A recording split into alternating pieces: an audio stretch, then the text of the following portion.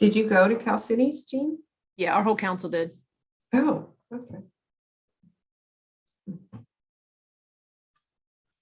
Okay, you can go ahead and start the meeting now.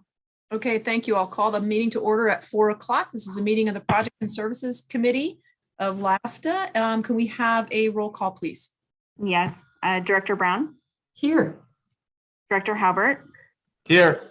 Vice Chair Bonanno is not here currently. And then we have Chair Josie. Thank you. Here.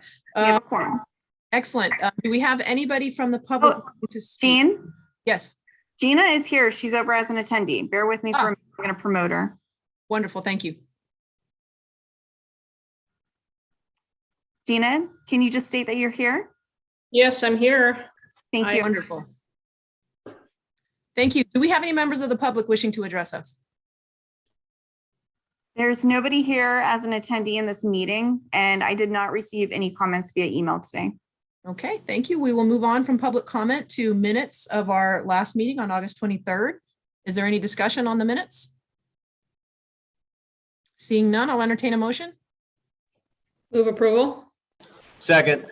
Okay, we have it been moved and seconded. Bonanno, Halbert, can we have a roll call vote, please? Vice Chair Bonanno, Aye. Director Brown, Hi. Director Halbert, Aye. Chair Josie. Aye.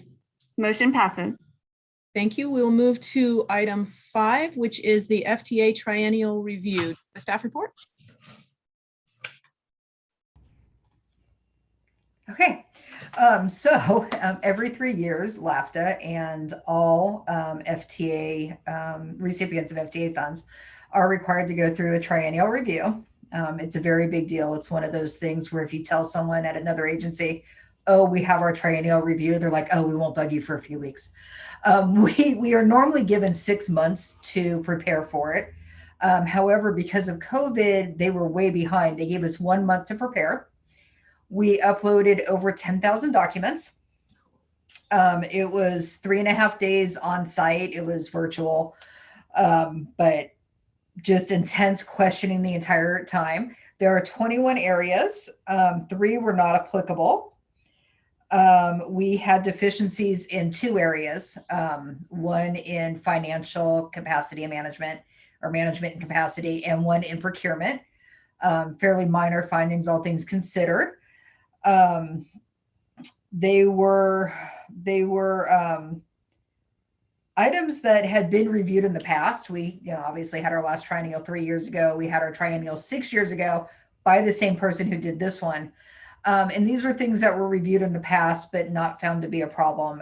However, things change, people look at things differently. And so our first finding was in financial management and capacity. The reviewer was not fond of the document we use that breaks down our drawdown, the money that we request. It wasn't necessarily deficient. He just thought it should be more simplified, where it said that, the management fee minus 20%, he wanted a line that said management fee and a separate line that said minus 20%, showing what the 20% was, rather than my line that was the management fee times 0.8. So simple enough. We have modified the form that we use. It's just an Excel spreadsheet. It's not very fancy, but we've modified it to really just simplify all the math. They reviewed an ADA grant drawdown. The grant was written as an 80-20 split. It was approved by the FTA as an 80-20 split. It was reported quarterly as an 80-20 split. However, the reviewer found that the grant should have been a 50-50 split. That's where the comment that we may have to return money comes in. However, we should not have to return any money. The 80-20 split was not using the entire year's worth of invoices. When you use the entire year's worth of invoices, it's actually only 44% FTA funds. And that's just using the paratransit invoices. We could actually apply our entire paratransit expenses for the year, which would make it more like 30%, but that just makes things more complicated for them to review. Then they have to review, PG&E bills and such. So we aren't expecting to have to return any money. We have submitted everything to the FTA for them to review before the final submittal, and they're supposed to get back to us soon. The procurement finding was also very minor. It was on a sole source procurement, and we had done an analysis of the expenses line by line. However, had not called profit out as a separate line. That was their only finding on that. So we have changed our procedures for both operating grant drawdowns and procurement. Done the appropriate training as they requested, and just need them to sign off on it at this point. Any questions? Any questions from committee members? I had one quick question, and that was just to ask what ECHO stood for. That's one I wasn't familiar with. The acronym in the financial management and capacity. Yeah, that's a really great question. I'm not sure what it stands for. It's the FTA's. FTA has two systems. They have TRAMS, transit something, which is the grant application system. ECHO is kind of the clearinghouse system where you put in the request for the money and draw, and then they put it in your bank account 3 days later. And the request is literally, it's for this grant number under this line item number, and this is how much I want. You do not give them any documentation or anything at that time. I see. Okay. Okay. I will You know what it find is? out though. I don't remember. I know I've probably seen it 1,000 times. It It is looks just like ECHO. it stands for the Electronic Clearinghouse Operations System. There you go. There you go. That makes Perfect. perfect sense. Perfect. Okay, any other questions from committee members? Okay, I'll entertain, let's see, we need a motion on this, yes, to We accept. have our hand She- raised. Jean? Yeah. Oh, I'm We've sorry. got Gina with her hand raised. Yeah, Gina? sorry. I just wanted to say, I don't have a question. I just want to say, having been on the receiving ends of these kinds of reviews and audits at the lab many, many times, I think the auditors or the reviewers' job is not complete unless they find one or two very minor deficiencies. And judging by the comprehensive nature of this review, 3 years, it looks like it was really an awesome job that, the agency came out extremely well. Obviously, I'm sure everybody else appreciates that, but I just wanted to put in my 2 cents on that. Well done. Thank you. Yeah, Bye. thanks for making that comment. They probably felt like they couldn't give us no deficiencies for a 3rd year running, right? So they needed to make sure they found something. I'd I like to make a motion to need a approve. motion. This is just to review the report. Is that correct? Or do we need to forward it to the committee? To the full? We're actually taking it to both committees. It's more informational. You just need to kind of accept the findings and. Okay. Wonderful. With that, we'll move to the executive director's report. All right, it's good to be here. You hear me okay, Chair? All right. Well, listen, we just met a couple of weeks ago as a board, and so in regard to the ridership, it continues to trend ever so slowly in the right direction, especially with the schools having come back. And as mentioned at the board meeting, I think our number one goal right now is to get more operators hired so that we can ramp up service as we go along and the demand warrants it. In regard to that, MV, who's the contractor providing the operators for the agency, they've assigned a specialist to help us work in that area. So we're hoping over the next month or so that we can really ramp up the number of folks in the pipeline being hired and then moving through the drug test and the background test or check and the classroom training and then behind the wheel training. So I think we're going in the right direction there, is my sense, with the number of people that we have in the pipeline at the moment. I do have just a tidbit. We had hoped to bring back the CTE team, the Center for Transportation and the Environment. They were going to do a little more work with the committee in regard to your transition master plan into a zero emission fleet. They have some conflicts, so we'll bring that to you next month. And also we're working full steam ahead with Kimley Horn on Atlantis, trying to get that ready to go so that we can get the 60% design done and get that project ready to be bid. I will say, just kind of as a side comment, we're working really hard with the state right now, especially in regard to Atlantis and the potential to have a hydrogen fueling station and have the maintenance facility built to the specs for hydrogen. So we're hoping to hear some good news probably within the next month or so as we work with them on some specific funding that basically would be directly allocated to LAVTA for that purposes. I think we're a ways away from getting anything that's a sure thing, but we're moving in the right direction with CalSTA in that regard. And then finally, we had, chatted a little bit about the shared autonomous vehicle project at the last meeting, and we had talked about just the RM2 money that was going to go to ACTC so that it could be recommended for approval to MTC and to be allocated for the SAV project. There was about $3 million there that we were working with ACTC and MTC to provide toward the SAV program. And I think it was Mayor Brown had asked for me to bring back what the current allocation of hours within the system looks like. Per your bylaws and your JPA agreement, these hours are kind of set as far as the ratios. Let me see if I can bring up the shared screen. I did a little work just to try and present it in a really easy fashion. Did that show up for everybody okay? Yes. Okay. Oh, very small though. Let me see if I can blow that up then. That a little better? Nope, went the wrong direction. Hit it. Oh, no. Should be able to in the, Michael, on the bottom right, you see that plus 100%? A Yeah, little that's- slider, just, yeah, there you go. Then slide it over. oh There we yeah, go. thank you. All right. So let's see here. Let me go up to the top. So what I did was I took pre-COVID numbers because things are pretty fluid right now as far as the service that we're providing.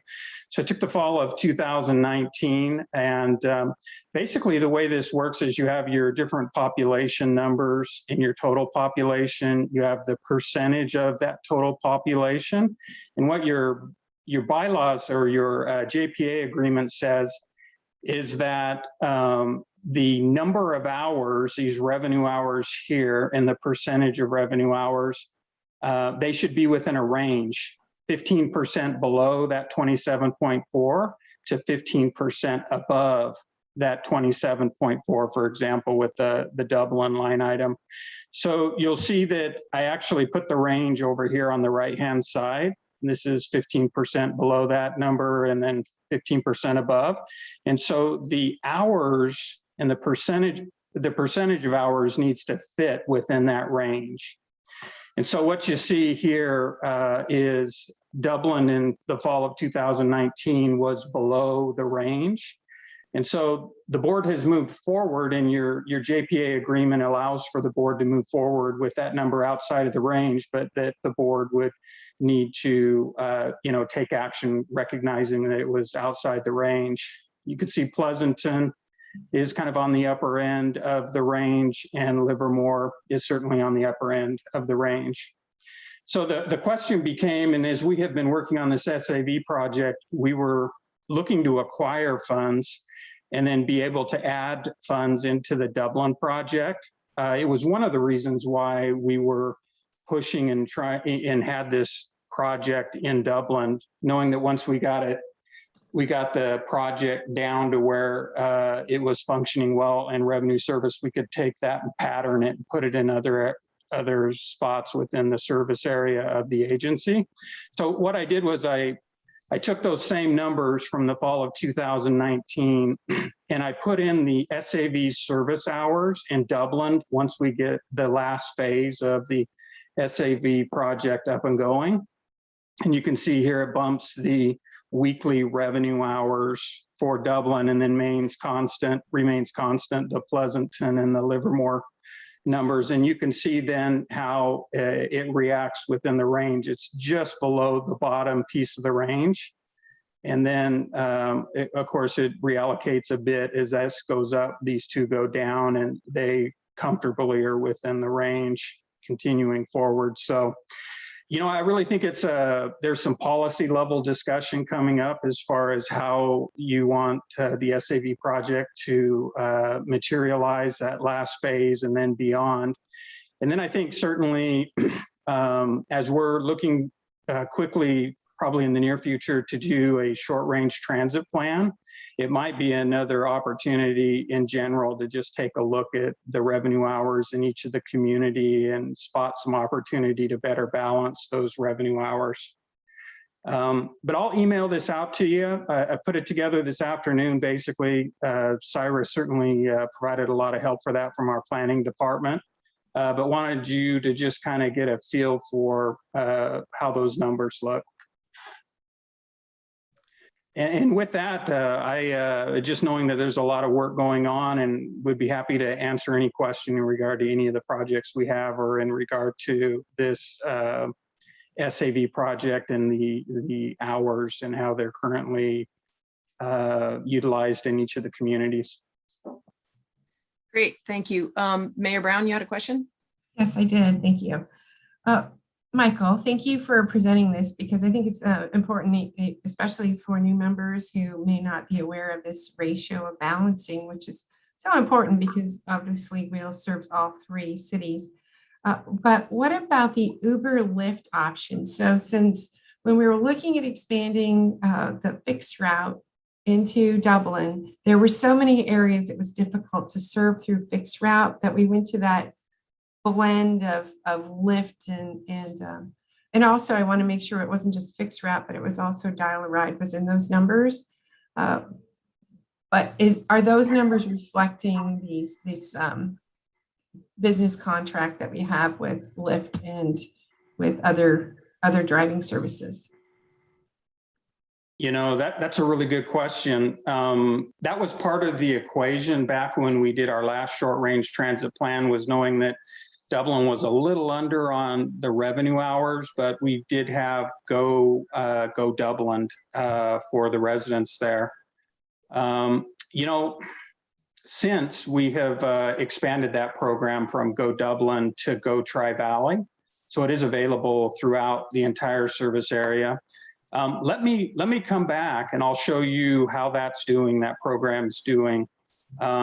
Dublin still carries the bulk of the Go Tri-Valley rides, and that's probably due to the fact that the program's been up and running for quite a while as compared to Go Tri-Valley. And then we can also do some exploring on the the paratransit side as well. I mean, I have no idea if it'll balance things out, but I know Pleasanton has our own service for the paratransit, so we supplement LAVTA. So just it'd be interesting. I just want real numbers. If you don't mind, that'd be great. Thank you. Yeah, you bet. If I could weigh in as well, the population numbers, I can't certainly speak for the other cities, but they're a little bit on the low side for what Dublin's actual population is right now, which will make it look a little even more unbalanced for Dublin's share of the fixed route in particular. Given the new neighborhoods that we have and things like that, it would be nice to look at ways to see if we can bring a little bit more fixed route service to Dublin. I know it's a little bit of a chicken and an egg, and I don't want to move quickly given the driver shortage and the pandemic and the number of riders we have right now, but it's definitely something we want to look at because even once the SAV route is up and running, we're still below the range, and we'll be even further below, I think, when the actual population numbers are updated as they stand right now. So it's something that we definitely want to be looking at. So I appreciate you bringing the numbers to us. Do we have any other questions on the director's report? I have a question, if I could, on the director's report. So Michael, we took in our our special meeting earlier today, we talked about the acquisition of 16 buses, but I forgot to ask, what are we going to do with the existing 16? I know that these new buses will be coming in over the next 12 months or so. But in the past, we talked about putting these old buses on the market somewhere in order to recoup some of the costs that are, I know it's fully depreciated, but still it's money. So I just wondered if there was a plan on that. Yeah, I think generally speaking, the FTA wants us to competitively sell them. So in an auction or putting it out in the newspaper and having people bid on the buses. I think overall, and tomorrow you correct me if I'm wrong, but I think overall we've gotten really good results from taking the buses to auction. We get pretty good results, but here's the thing with good results. If the buses sell for $5,000 or more, the FTA gets 80% of that money back. So we do have to get the best price we can for them. And what's funny is you'll take 10 buses that are basically the same and they'll sell for anywhere from like 2,800 to 9,000. I mean, it's don't know what the bidders are looking for. But yeah, if it's 5,000 or more, we have to give the FTA their share back. So it's kind of a catch-22. This is per bus, 5,000 per bus? Per bus. So yes, we have to actually track the bus number and how much it sold for. So the ones that come in under 5,000, we don't give anything back for.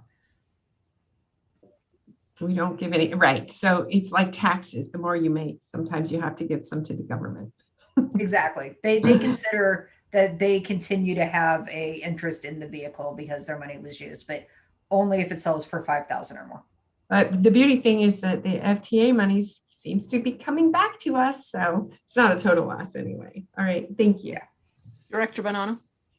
Yeah, sorry, I have to ask. So what do we think happens to these buses once they've been sold for what, 5,000? They're $1 million buses and they sell for 5,000 at auction. Are they worth that much in scrap? I would think it's just materials, but I don't know. I'm just curious.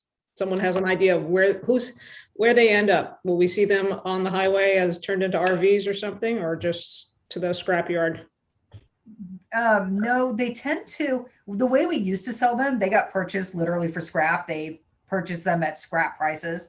And we used to get like $800 a bus because there's not actually a lot of metal in them. These people, when they come to pick them up, there's all kinds of different stories. Someone was turning one into a giant ant farm. That's what I remember because I was like, why? I don't like ants personally. But yes, RVs.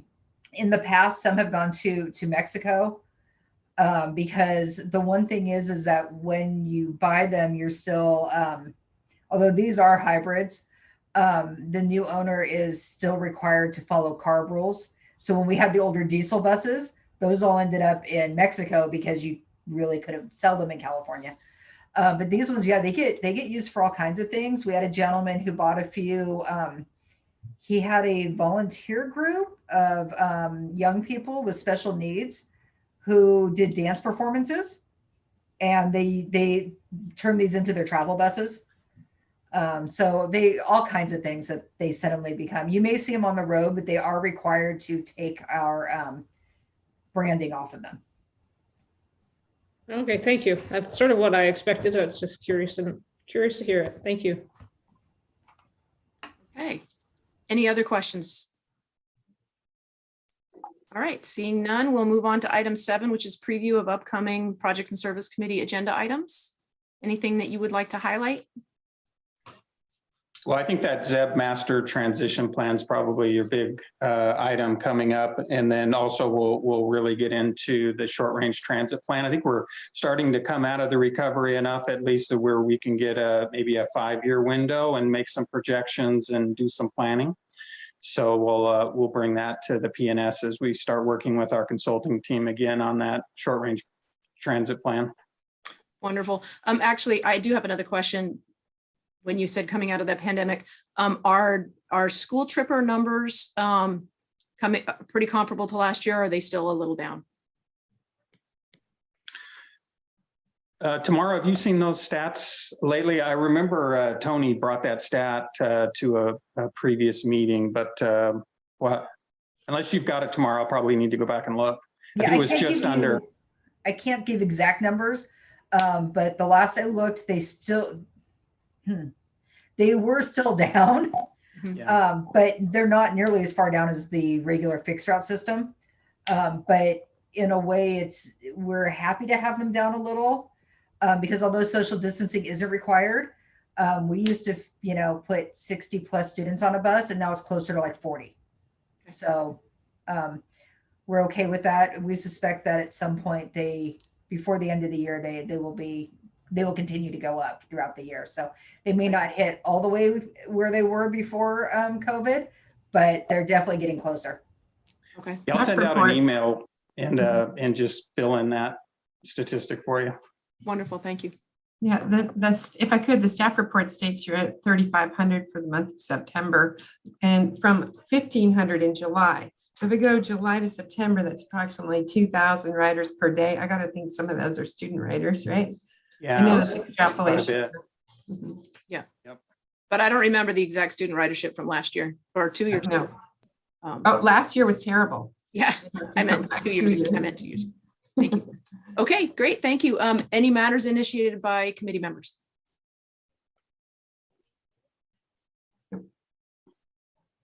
Okay, our next meeting date is October 25th, and we stand adjourned until then.